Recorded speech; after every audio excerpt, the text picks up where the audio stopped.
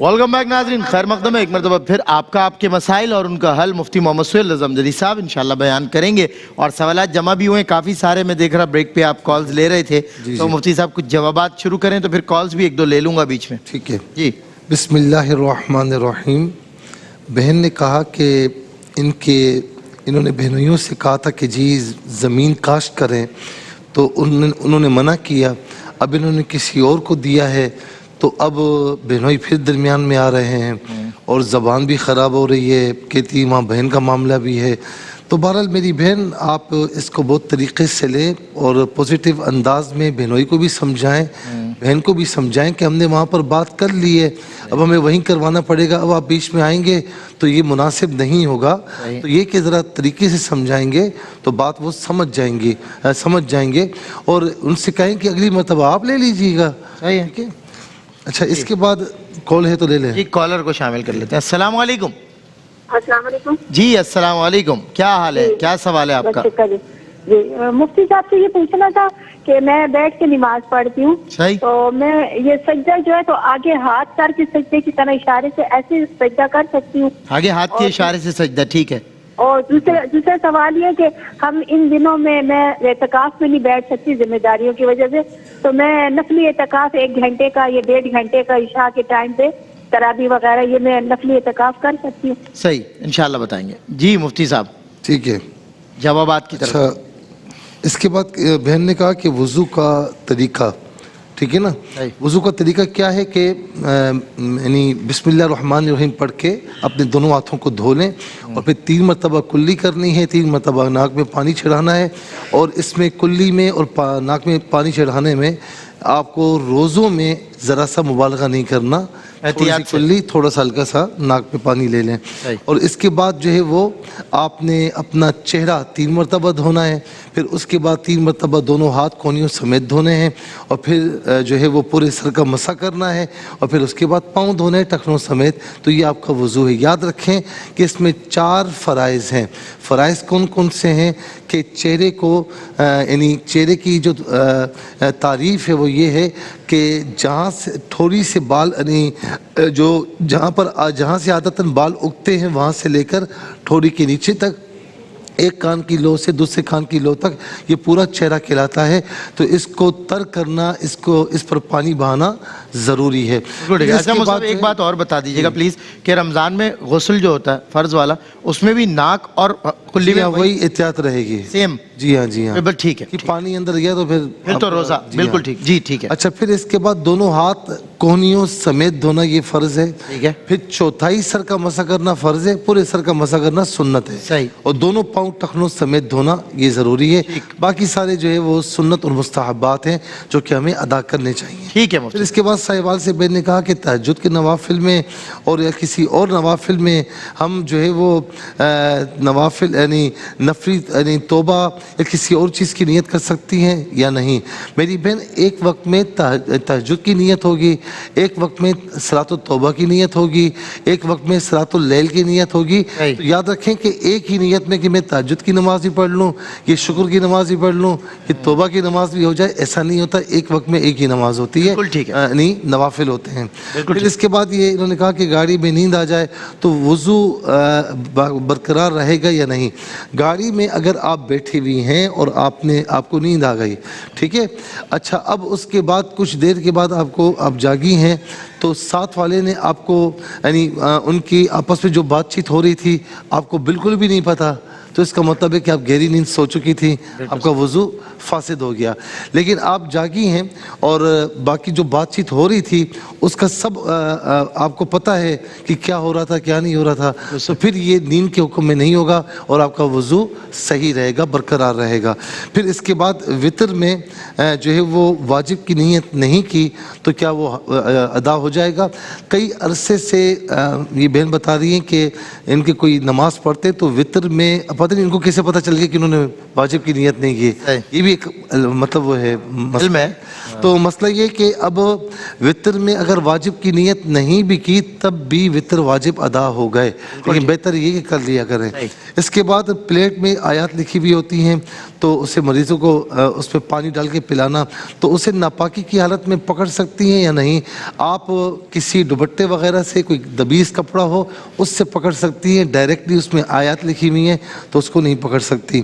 بھائی نے کہا کہ ہم بستری کے بعد بیوی اگر غسل کر کے نماز نہیں پڑھتی تو گناہگار کون ہوگا؟ آپ اگر سمجھاتے ہیں، آپ کے سمجھانے کے باوجود وہ نہیں پڑھتی تو پھر تو وہ گناہگار ہوگی، آپ گناہگار نہیں ہوں گے۔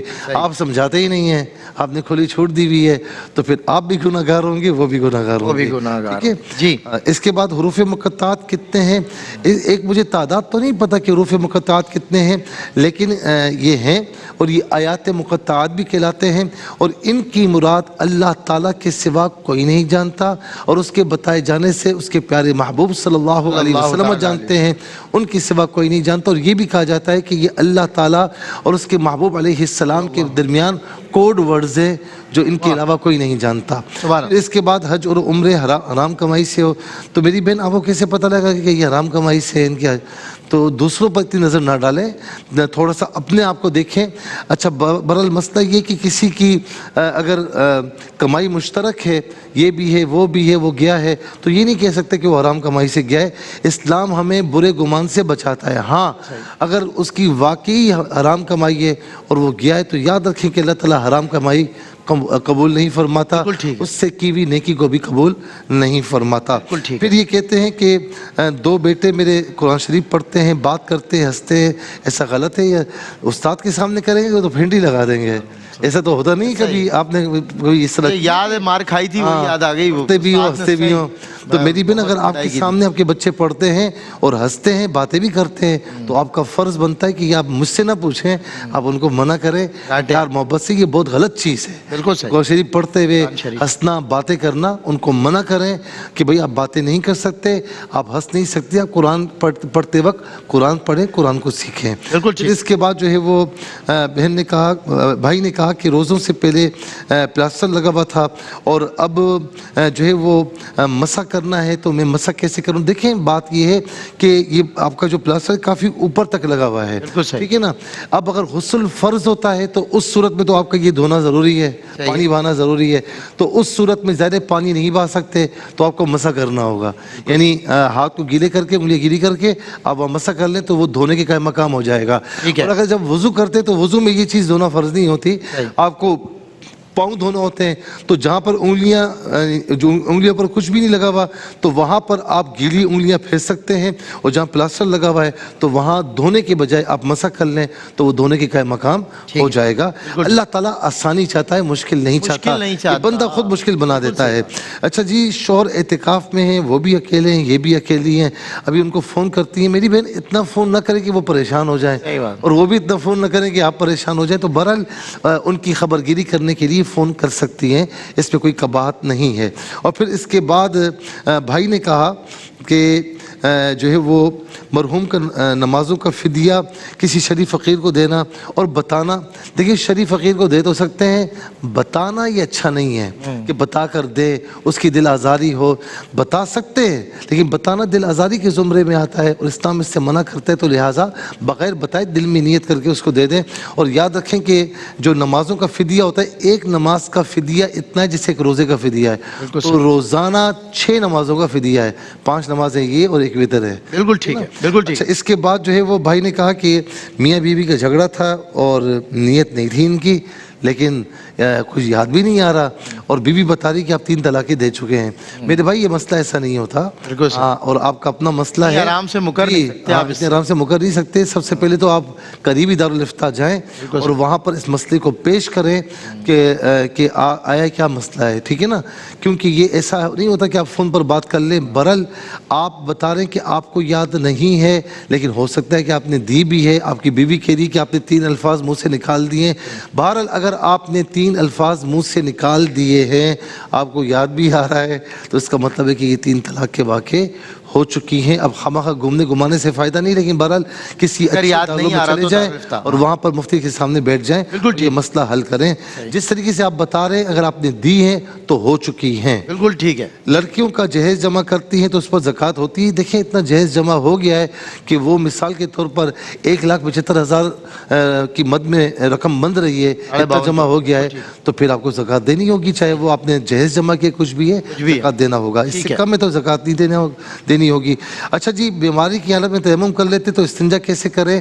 استنجا ڈھیلے کے ذریعے کر لیں. اگر پانی میسر نہیں ہے تو ڈھیلے کا استعمال کر لیں, کسی یعنی پتھر وغیرہ کا استعمال کر لیں تو اس سے ہو سکتا ہے. حضرت علی کو یا علی کہنا بالکل جو ہے وہ کیسا ہے, یاد رکھیں کہ لوگ یہ کہتے ہیں کہ یہ اللہ تعالیٰ سے ملا دیا, معاذ اللہ, ایسا نہیں ہے. اللہ رب العالمین ان تمام چیزوں سے پاک ہے اور وہ تمام چیزوں سے ماورا ہے. جب ہم کہتے ہیں نا یا رسول اللہ, تو اس کا مطلب کیا ہوتا ہے کہ اے اللہ کے رسول. اور یہ قرآن کریم میں بھی یا ایھا المزمل, یا ایھا المدثر, میں آپ کو نہیں پکارتا سلمان بھائی کہاں پر ہو, بالکل ایسا ہی. آپ نہیں کہتے مفتی صاحب اے مفتی صاحب کہاں پر ہو, یہ بندہ بھی بندے کو پکارتا ہے. تو اس لیے یا علی کہنا اس میں کوئی حرج نہیں ہے, کوئی کباہت نہیں ہے. بالکل ٹھیک ہے. بیٹھ کر نفل نماز پڑھنا تو ہاتھ کے اشارے سے سجدہ کو کیسا ہوگا, یاد رکھیں جب اب زمین سے 12 انچ اوپر بیٹھے ہوئے ہیں نا, تو اس صورت میں سجدہ زمین پر نہیں کر سکتے, سجدہ کسی سخت چیز پر بھی نہیں کر سکتے. پھر آپ سجدہ کس طرح کریں گے کہ آپ نے کرسی پر آپ نماز پڑھ رہے ہیں, کرسی پر آگے ہتھا لگا ہوا ہے, کچھ بھی لگا ہوا ہے, تو وہاں پر سجدہ نہیں کر سکتے. آپ نے ایسے ہی ہاتھ رکھنے ہیں اور رکوع کرنے کے لیے تھوڑا سا کم جھکنا ہے, اور سجدہ کرنے میں اشارے میں ہی تھوڑا سا زیادہ جھکنا ہے.